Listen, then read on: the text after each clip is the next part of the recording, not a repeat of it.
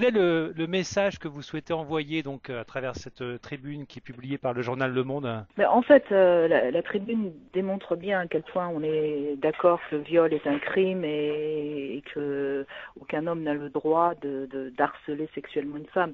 Je crois que ce qu'on essaie juste de démontrer, et je crois que je suis assez bien placée pour en parler, c'est que la sexualité entre les hommes et les femmes, elle est complexe, et que si on considère que toutes les femmes sont des victimes et tous les hommes des salauds, on n'avancera pas.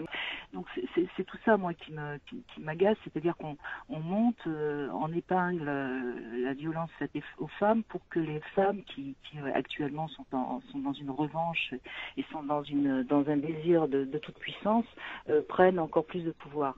Il n'y a plus un seul homme aujourd'hui qui ose élever le doigt ou prendre la parole pour se défendre. C'est grave, quoi.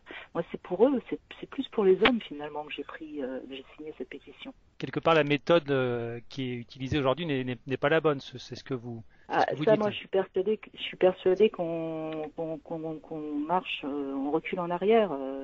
Mai 68, c'était il y a 50 ans. On a essayé de libérer les femmes. Aujourd'hui, il y a tout un courant, par exemple, qui est contre la pilule. On est en train de remettre les femmes dans des positions de victimes. Et quand on est victime, on n'est pas libre. Est-ce que c'est pas quelque part générationnel, ce mouvement auquel on assiste actuellement sur les réseaux sociaux?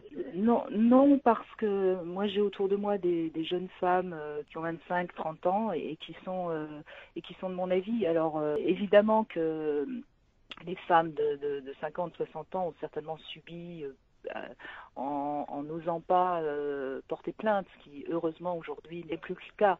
Mais je pense pas que ce soit une question générationnelle. Je pense que c'est vraiment une question de rapport à son corps et de rapport à la sexualité.